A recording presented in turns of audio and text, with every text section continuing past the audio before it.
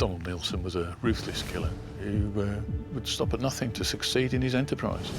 You're dealing with a killer, a callous, vicious man.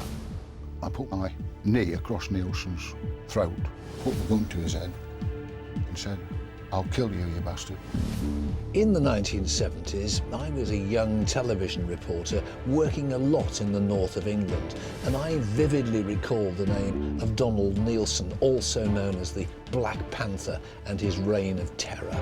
For 10 years, he was hunted by the police for robbery, kidnap and murder.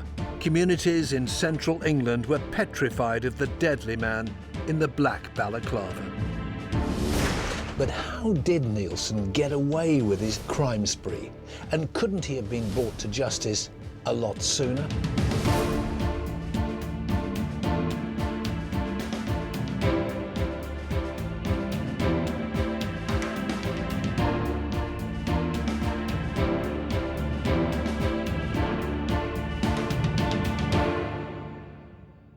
I'm Fred Dinage, and as the official biographer to the Cray twins, I quickly learned that the myth of crime can often overtake the facts of what actually happened.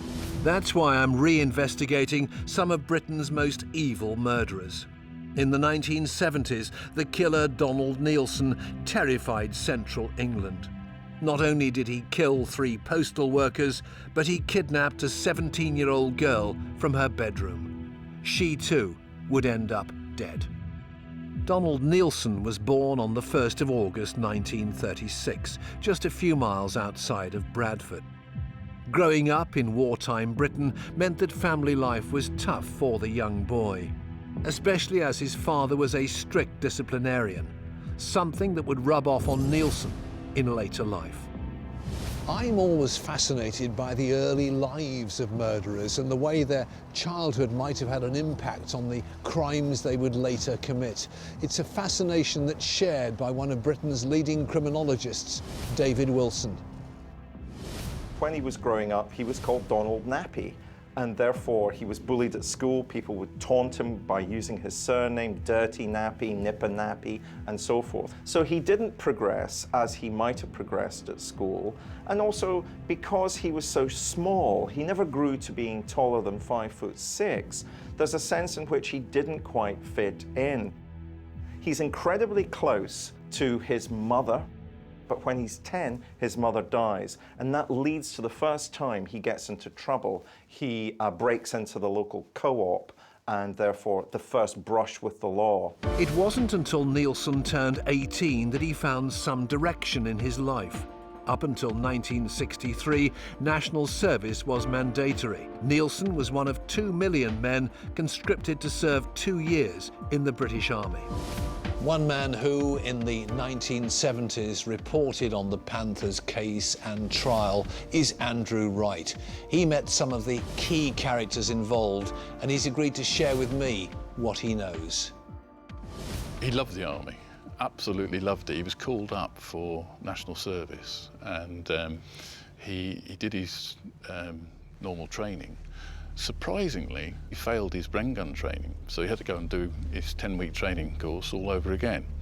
He later said that he'd done that on purpose, and it wouldn't surprise me, actually, because he so loved the army.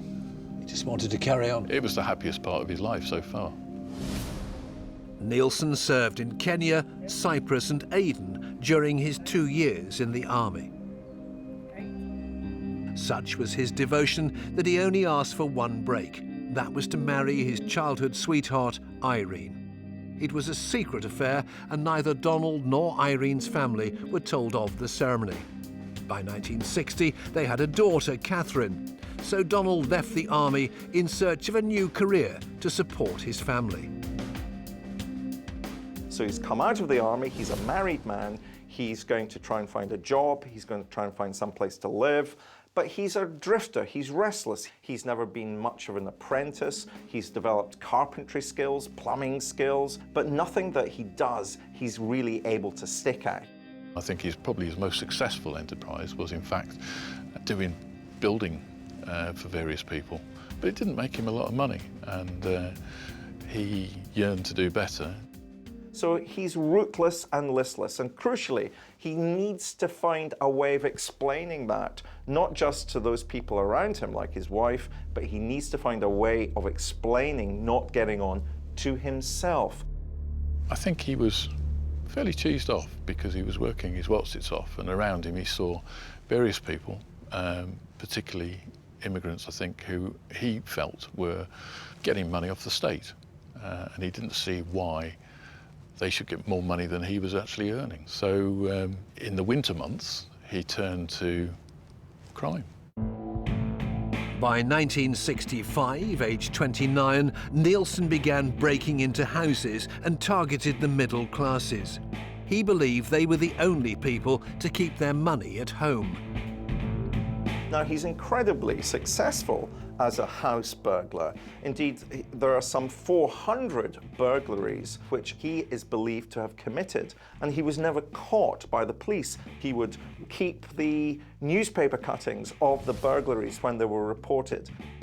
As a psychologist, a criminologist, I know that often offenders will take cuttings of their crimes, often in a voyeuristic way. But in relation to Neilson, the indication is that he kept those cuttings as a way of informing himself. And it was almost as if it was a manual that he was training himself up so that he could become a better burglar.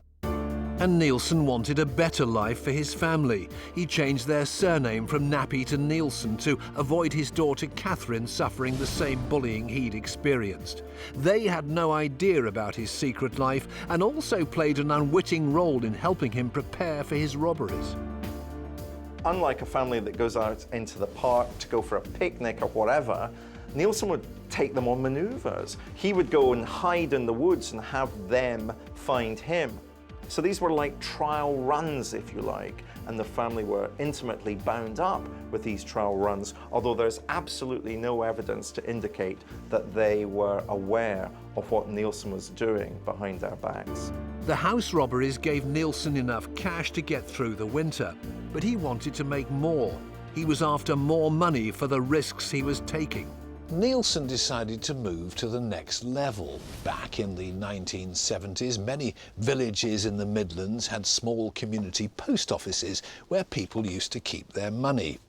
Neilson decided to adapt the techniques he'd used for breaking into people's houses to entering small post offices in the middle of the night. Neilson was meticulous in his preparation. He would spend weeks studying the layout of his intended target.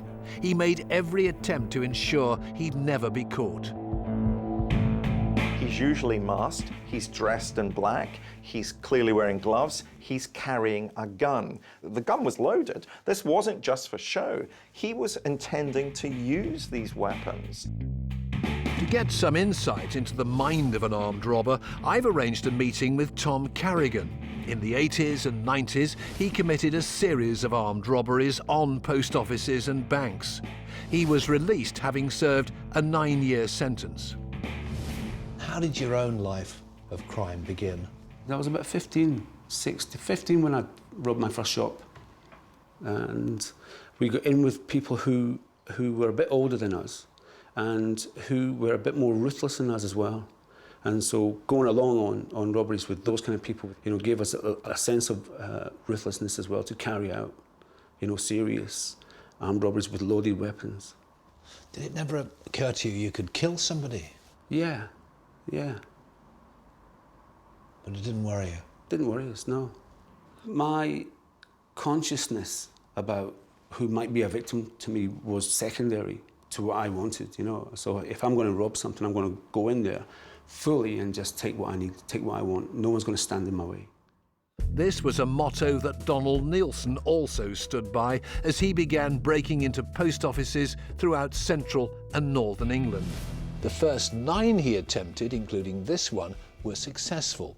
The 10th, though, was to change his life and the lives of the family he encountered forever. Donald Neilson was 37 when he targeted a small sub-post office in Harrogate, 20 miles north of his home.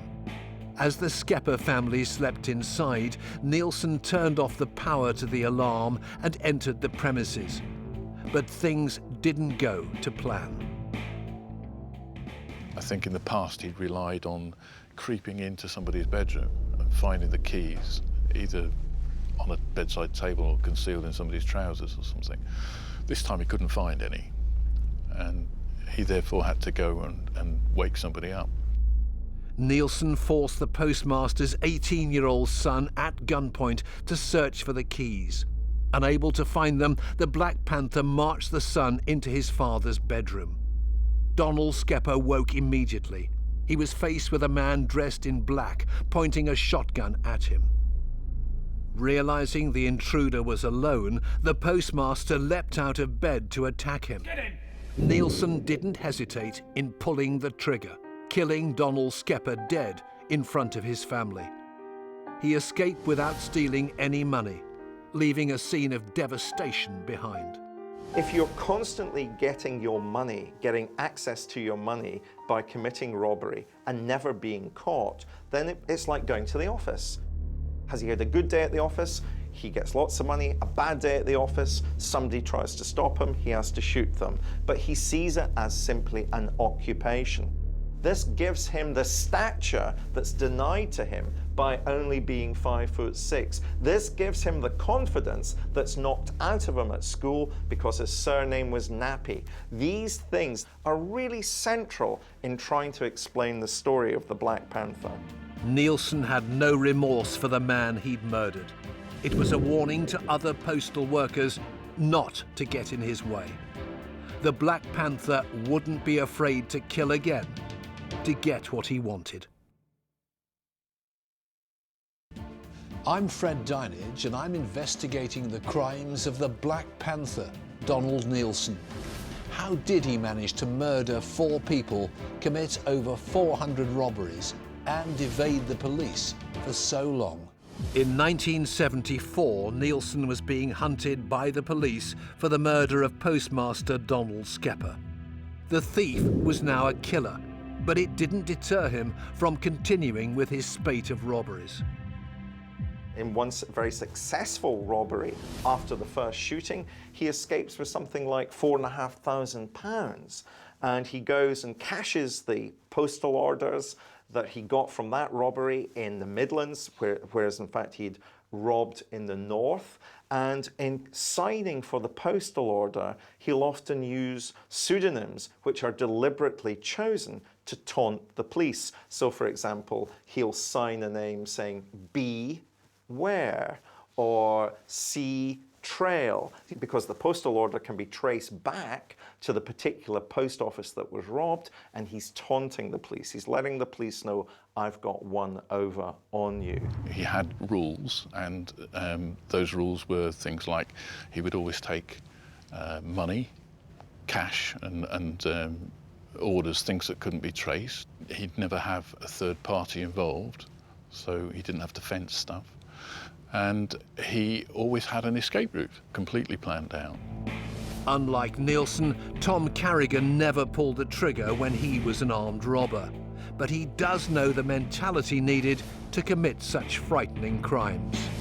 When you had hurt people, did you feel badly about it? No. I'm robbing a shop, I'm robbing a post office, I'm robbing a bank. In my head, there wasn't any victims to what I was doing, because this was an institute I was robbing, or something that had loads of money. Everybody knows, or should know, you know, to stay out the way. If you get in the way, it's your choice, you know. So if you want to come against, you know, somebody with a mask and a loaded shotgun, you know, with a clear intent to not get caught, then you have to live with that consequence. Away from crime, Neilson continued to try and live a normal family life. He spent his time renovating his house into flats, which he rented out to make extra money. His home life was becoming fractious. With his daughter, he was a strict disciplinarian. He punished any of her misdemeanors with lengthy periods of what he would call hard labor, forcing her to move piles of bricks across the yard for no reason. She had no idea her father was living a murderous double life. From his time in the army, Neilson had developed a fascination with guns. His attic was like an armory, full of deadly weapons, an arsenal with which to plan his next post office raid. In September 1974, 8 months after his first killing, another post office raid went terribly wrong. Neilson had targeted a small post office in Accrington, an hour west of his home. He'd made his usual preparations, but failed to discover that the owner, Derek Astin, was an ex-Royal Marine, a man who was willing to fight to protect his premises and family. He was again woken from his bed. Don't know what woke him, but got out of bed, and I seem to recall that his wife pushed the only thing that was available beside them, bizarrely a vacuum cleaner, and said, "Attack him with this." He managed to get him out of the bedroom and onto the landing, where he was shot at almost point-blank range in the shoulder. The wounded postmaster bravely fought with the masked intruder, and summoning all his strength, he threw him down the stairs. Neilson then pulled a second weapon from his jacket. He was shot for his troubles with a .22. The gun was fired up the stairs, and it unfortunately entered his body in an upwards trajectory which went through his stomach. And the poor guy died very soon afterwards. Neilson was now a double murderer. It didn't seem to affect him, though. As far as he was concerned, it was just one of the jobs he needed to do to avoid capture. The 2 murders of postal workers in the space of 8 months had not only grabbed the police's attention, but also that of the press. The headlines described the robberies, however, nobody had witnessed the Black Panther's face. Descriptions were vague, photo fits differed. He was about 5'6", pretty stocky, very dark hair, slightly swarthy. I mean, when he went out, he must have presented quite a menacing figure, because he would have been dressed in black with a black hood. He had a number of hoods with him, always. In fact, that was a characteristic. He always had spares of everything. How did Neilson see himself? I think Neilson did not see himself as an offender. He used so many techniques of neutralization to justify his behavior. He was just an honest bloke being prevented from making his way in the world because there are too many rich people, too many people on benefits. A working class fellow can't get a start in life, must turn to crime if he's going to provide for his family. And I think crucially, a lot of the dressing up, like wearing the camouflage gear, wearing the mask, all of this gives us a clue, a window into thinking about his psychology. It's almost like a roller coaster. You know, your mask is on your head and you're ready, you've got everything, you've got your weapons in place, everything's in place now. The fantasy's now just about to become real. And so you're at the height of one of the best feelings that I've ever had. You know, and the last thing you want to do is make that not happen. You know, and so as soon as you pull that mask down, you become somebody else. You psychologically cut yourself off from being a caring human being. Neilson had established a routine. In the summer, he would carry out work as a joiner and take his family on inexpensive holidays. As the winter months approached and the work dried up, he'd begin planning his next set of robberies. Neilson was probably unaware that his next victim had also spent time in the forces. He'd also suffered 4 years as a prisoner of war. Sidney Greyland and his wife Peggy were in their mid-50s and ran the local post office in Langley. He always claimed to have thoroughly researched each of his targets. And I don't think he can have done in the Greyland case, because the Greylands had a very specific routine. Sidney Greyland always, after he'd received the mail and seen the last mail out of the place, he would then go and do a locking up procedure and go and fetch the car ready to take his wife home. And he stuck to that routine. Everybody said that. But this night, when he went out, his wife heard a bump, and lo and behold, he'd encountered the Black Panther. Peggy Greyland went into their garage and discovered her husband Sidney slumped on the floor. He tried to warn her he'd been shot. Before she could react, an unmasked Donald Neilson attacked her.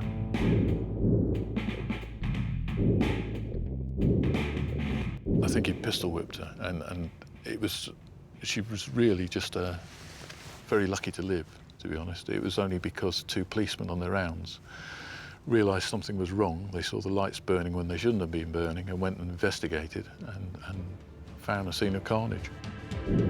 Donald Neilson had committed his third murder. Thankfully, Peggy Greyland survived. She gave police the first description of the unmasked Black Panther. Neilson knew the police now had a clearer picture of what he looked like. He was also concerned that post office security had become too tight to continue his robberies. But crime was his main source of income, and he wasn't willing to stop. He would soon be wreaking more havoc through central England, this time as a kidnapper. I'm Fred Dinenage, and I'm investigating the murders committed by Donald Neilson, otherwise known as the Black Panther. Back in 1975, Neilson was being hunted by the police for killing 3 postal workers. Despite taking almost 30,000 witness statements, they were no closer to uncovering the identity of the brutal murderer. The crimes that he's committing are becoming far more serious, and they're becoming far more serious because, of course, he's not caught. He begins to incorporate the identity of being a super offender, somebody who can evade capture, somebody who's got one over on the police. There were police forces from 4 different counties hunting the criminal responsible for the spate of post office murders. For my investigation, I've gone to meet a man who was involved in the case. Detective Inspector Harold Wright would eventually come face to face with Donald Neilson. People had seen and heard him speaking, and by now we knew that we were dealing with a killer about 5'5", well built, very fit, you see. Yeah. We knew so much about him, but we hadn't got his name and address. He hadn't been fingerprinted, that was the thing. If he'd had a bit of form, he'd have been arrested before, without any doubt. By 1975, Neilson had made over £40,000 from robbing houses and post offices. However, the career criminal believed the risk he was taking deserved to bring him more reward. He believed kidnap would be a more lucrative venture, and he already had the perfect victim in mind. While flicking through his local paper, Neilson stumbled across what to most may appear to be an innocuous article. It highlighted how a local businessman who ran his family coach company had left £82,000 to his daughter, Leslie Whittle, and £107,000 to his son, Ronald. The company was doing well and became a prime target for Neilson. Neilson spent 3 years devising a plan to kidnap one of the Whittles and hold them for ransom. He would later tell police that he'd targeted Ronald, but it was 17-year-old Leslie who would suffer at his hands. This is the first time he's going to literally take another person and have that person with him through the commission of a crime. But remember, by the time he's kidnapped Leslie Whittle, he has murdered 3 people. She was just a very ordinary teenage girl with a boyfriend and went to college in Wolverhampton, and nobody had a bad word to say about her. On the evening of January the 14th, 1975, Donald Neilson travelled 140 miles south to the Whittle family home in Highley. It was a stormy evening, and Leslie wouldn't have heard anyone enter her room. During that night, she came face to face with the Black Panther, her kidnapper. I can't imagine what her whole ordeal would have been like. It must have been horrendous for her. From the moment when she was taken, kept in the back of her car, underneath a piece of foam mattress, if the Panther's to be believed, transported all that way. I mean, it must have taken, I would think, at least an hour and a half, maybe 2 hours to get to Kidsgrove. And then taken down through this series of tunnels No, I can't really imagine it. To a place that was dark and dank and, you know, horrible, absolutely horrible for her.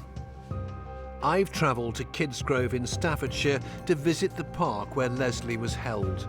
I want to learn why this location became so instrumental in the Black Panther case.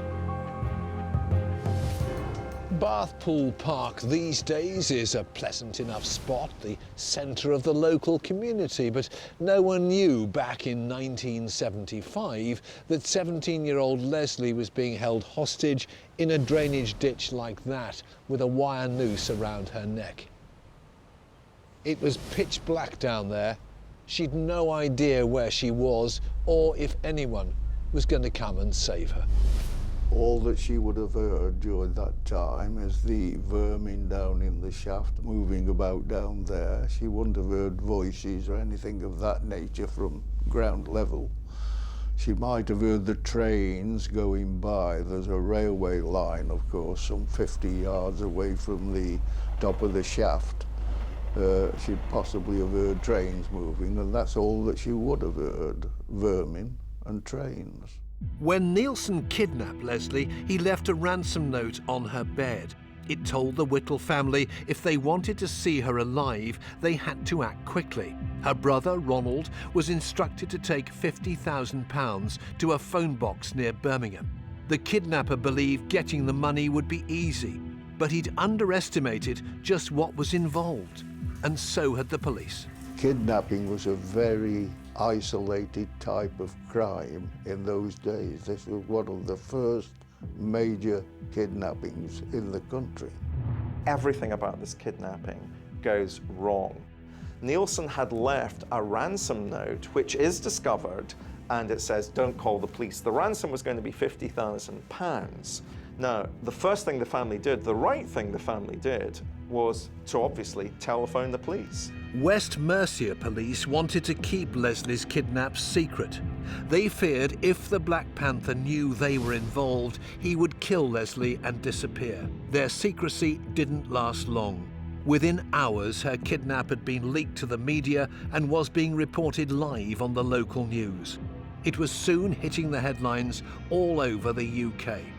And you know, Fred, it is a very, very key case in this respect. The handling by the police of the media in the Leslie Whittle case was an utter, complete disaster. The police feared that media coverage had scared the Black Panther away. They told Leslie's brother not to make the ransom drop.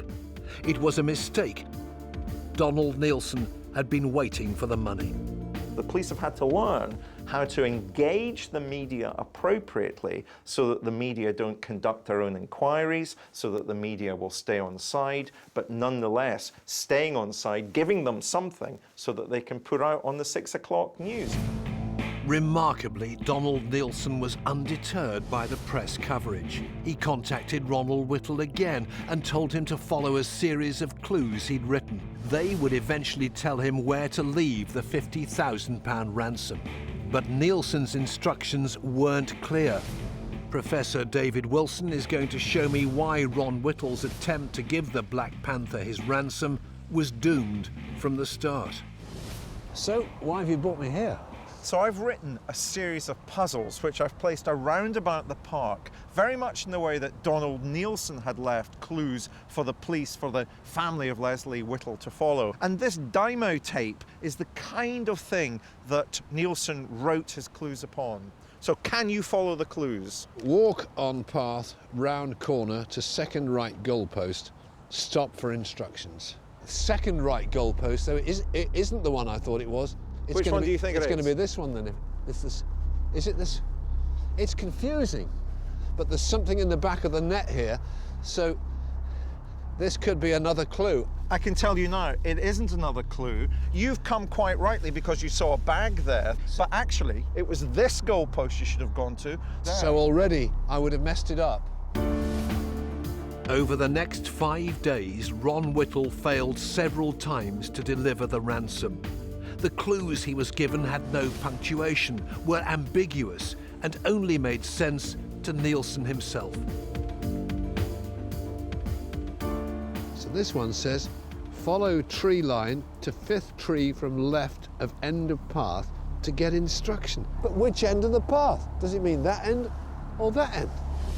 You see, this is part of the problem. You've got to interpret how he thinks and then communicates to you. Well, I would guess it's that way, but it's Okay. only or is it this path here? Morning. Morning. Does that count as one, or is that number one? Ronald was sent another demand. It told him to drive through the night to a park in Kidsgrove. Little did he know it was the same place where his sister was being held. When Ron Whittle got to the phone box he'd been directed to, he couldn't find the Dymo tape. It had in fact been pushed down the back of the board of the payphone. Nevertheless, Ron couldn't find it. He did eventually find it, but he spent some 20 minutes literally searching the phone box, and he must have been in a right old state anyway. Another problem Ronald faced was that the Black Panther had left all the clues in public places. So this we're saying is tree number 5. Where's the clue? Well, that's a very good question, because I know where I placed it and it's not there, and therefore it's fallen down or it's been moved. So it may have dropped around here somewhere. There we are. That's the clue. It's the first thing I've got right so far. It's And what incredible. does it say? It says, put bag with money into ditch by next tree. But there's another problem. Which way? Which way? Which way did he mean? What a- By the next tree? Is it that tree or is it that tree there? What a nightmare. It's clear to see that with time against him and in a distressed state, Ronald Whittle would have had no chance following the Black Panther's demands. The last clue took him to Bathpool Park, where he waited for a torchlight to flash at him. But again, he'd misread Neilson's instructions and was in the wrong place. Neilson was obviously watching from a vantage point. Ron Whittle had been directed to look for Neilson flashing a light, a torch. Neilson saw, in fact, a police car early on. He said he saw a helicopter, something denied by the police. And he started to believe that a police operation had been put together. So he was spooked. Donald Neilson made several attempts to collect the ransom, but each time he failed. A week after Leslie's kidnap, communication stopped. The Whittle family had no idea if Leslie was dead or alive, and worse was yet to come. I'm Fred Dinage, and I'm investigating the crimes Donald Neilson committed in the 1970s. He killed anybody who would get in his way. And now he was responsible for the kidnapping of a 17-year-old girl called Leslie Whittle. Donald Neilson disappeared when he didn't receive the ransom he demanded for Leslie Whittle's safe return. The search was now on, not only to catch the man known in the media as the Black Panther, but also to find Leslie Whittle. 7 weeks had passed after the failed ransom drop at Bathpool Park. Now Harold Wright and his team carried out a proper search of the area. They discovered a tunnel running 60 feet under the park. Inside, they found Leslie Whittle's dead body. She'd been hanged. It was a shocking sight when we got a 17-year-old girl, wired noose round her neck, hanging down there in pitch darkness. That poor girl had been hanging there possibly for several days before she died. Even if he'd meant the girl to remain alive, he'd left her 60 feet underground with a wire noose round her neck so that if she'd slipped, she'd have hung herself. So she couldn't move about off the landing or anything. She was fastened there like a dog. The search for the Black Panther went cold. There'd been no new post office raids or kidnaps, but the police weren't giving up. Every day, we briefed 150 officers or thereabouts as to what had gone on during the previous 24 hours while they'd been on duty, you know. And this was every day for 9 months. It's not thing that died away and then come back again. It was by pure chance that Stuart Mackenzie became involved in the case. He was a bobby on the beat at the time.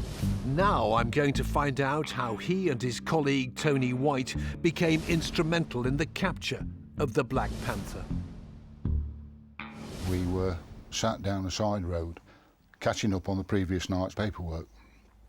And whilst we were sat there, Tony looked up through the front windscreen of the car and said, "See that chap there? I don't like the way he's walking.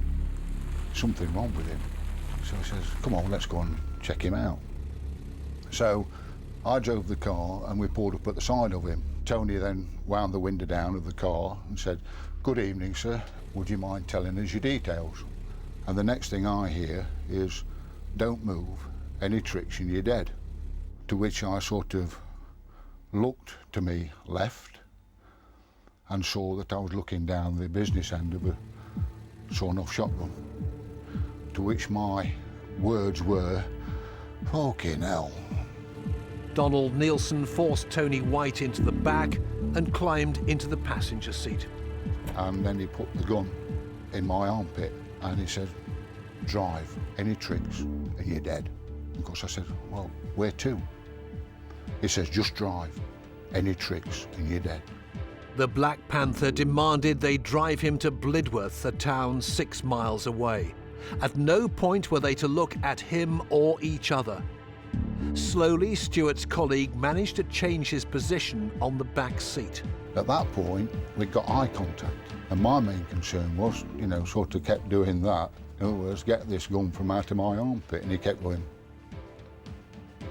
you know, sort of shaking his head and saying no. And I'm going down towards this junction. And I said, "That's it, I'm lost." I said, "I don't know whether I go right here," and I physically swung the car over to the wrong side of the road, or whether we go left, and I swung it back again. And at that point, Neilson looked out the window. I hit the brakes of the car, the gun goes off. And at the same time, I've hit the door and I've rolled out the police car. As I'm doing that, Tony shouts, "He shot me."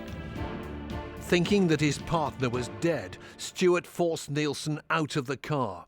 In doing so, he grabbed hold of the shotgun that had nearly killed him.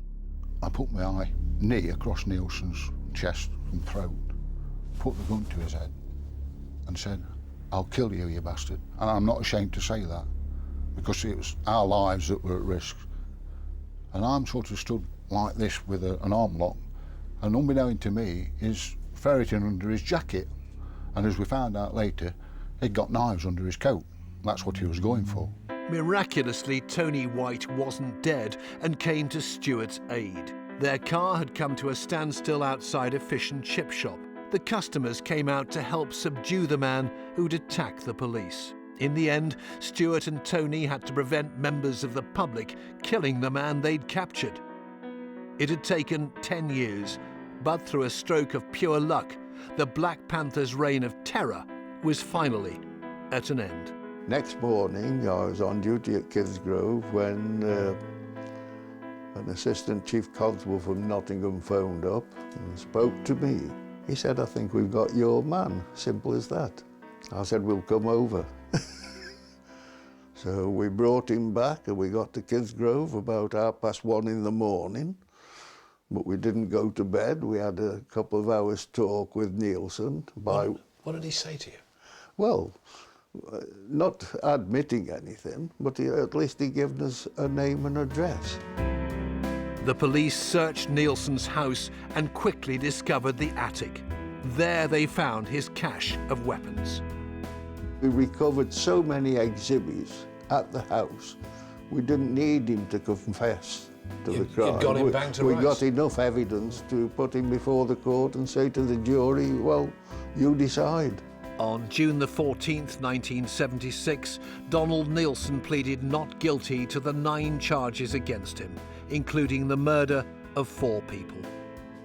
The trial at Oxford Crown Court meant the public were finally going to hear from the man who'd evaded capture for 10 years. You know, it's very, very unusual in my experience, and I've been to many court cases about serial offenders. They rarely take the stand. Neilson wanted to go and put his side of the story because he believed he had a side to describe. It's an incredibly arrogant attitude. And you sat very close in court on a number of occasions to Neilson. What were your impressions of him? He really did look a little bit evil, menacing. The one time that really stands out for me was when he was handed a weapon, one of the sawn-off shotguns that he'd used in his raids. And just in front of him were all the exhibits. There were 2 rows of exhibits. There were shells from those guns. And he was handed the gun, and he literally turned it round like that, and everybody in the press box and in the galleries and so on all instinctively ducked. He almost was trying to present himself as some kind of anti-hero. For example, in terms of robbing the sub-post offices, he said, well, it's government money. Nobody's been harmed, ignoring, of course, the fact that he had murdered 3 sub-postmasters in the commission of those robberies. So he's using a variety of techniques of neutralization to say, don't think of me as this really bad offender. I'm just a regular guy, is the kind of attitude that he's trying to put over. The crucial part of Neilson's testimony came when he described the death of Leslie Whittle. He admitted that he ran back down the complex to hide, and he claimed that it was at this point that Leslie went over the edge as she tried to make room for him on what was a fairly narrow ledge. I think it was one of the times he gave himself away, because he said, she saw my face, she saw the panic in my face. And he said, well, you'd always told us that you were wearing a mask. And he said, no, it was my kind of demeanour, and he tried to backtrack, but he had said that. I think we can dismiss his argument quite simply. He has, by the stage that he kidnapped Leslie, already killed 3 people. I've got no doubt that when he didn't get that ransom, he killed Leslie Whittle. This was a belief that was also held by the jury, and after just 5 hours deliberation, they returned to give their verdict. Donald Neilson was found guilty. He was given 5 life sentences for the murder of Leslie Whittle and the 3 postmasters. The judge recommended that Neilson receive a whole life tariff. He's now spending the rest of his life in prison. The impact of his crimes is still felt amongst the victims and their families today. Stuart Mackenzie and Tony White both received a Queen's Gallantry Medal for capturing Donald Neilson. It wasn't so much for us, but we'd done something that every policeman in the country had been trying to do, and when we'd arrested him, we thought, yes, we've got him. And this medal really is for whole police force to say that we got one of the most evilest, dangerous men that ever walked this earth at that time. The list of Donald Neilson's crimes makes shocking reading. He committed over 400 robberies, 2 attempted murders, and carried out 4 brutal killings. The facts of this case are extraordinary. The police took 30,000 witness statements, and still it took a simple coincidence to catch this lone man. It shows that sometimes, no matter how hard the police work, it is a random piece of luck that's the important factor in bringing a criminal to justice. Without that luck, Donald Neilson may never have been caught. Thankfully, he is behind bars and will remain there for the rest of his life.